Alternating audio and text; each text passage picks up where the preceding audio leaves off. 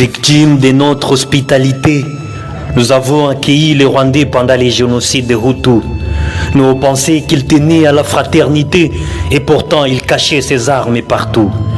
On les considérait comme des frères et nous voyaient comme des proies. Ils ne voulaient qu'occuper nos terres et y piaffer leurs lois. Au viol, au pioti, c'était simple stratégie. On enlève au bril et nous on fuit, ils récupèrent nos parties. On se réveille le matin, Bizeiman Antaruhi est devenu le général de l'armée. Où est l'acier général? Il a dit non et son corps, c'est dans les camps qu'il est enterré. Les soirs on voit les soldats en taille étrangère, on nous dit c'est les brassages.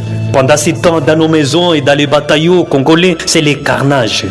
Ils ne tuaient pas seulement, ils faisaient souffrir d'abord. Ils aimaient voir quelqu'un mourir en train de les supplier, lui demander pardon, mais pour quel tort?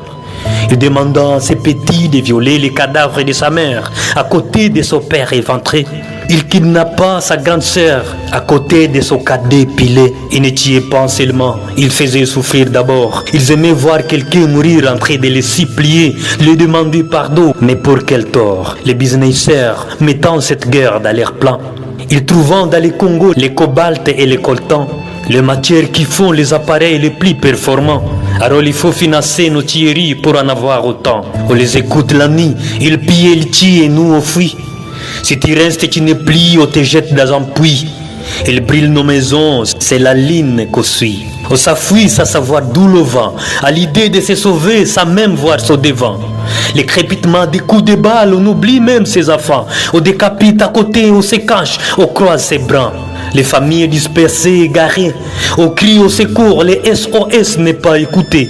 L'identité change, on est des gens déplacés. Dans son propre pays, parents et enfants dorment à promiscuité. Ils ne tuaient pas seulement, ils faisaient souffrir d'abord. Ils aimaient voir quelqu'un mourir, en train de les supplier, de demander pardon, mais pour quel tort? On nous tue chaque jour et le gouvernement en fait un film lucratif au grand jour. Près de 12 millions de morts forcés, 500 000 femmes violées, un nombre important des enfants soldats et des kidnappés retournés et non retournés. Ce qui se passe dans mon Congo, c'est plus qu'un génocide. Ceux qui sont morts, c'est plus que la population des Rwanda, des Botswana, de l'Éthiopie et des Zambie. Ce qui se passe dans mon Congo, c'est plus qu'un génocide. On secours, Béni parle.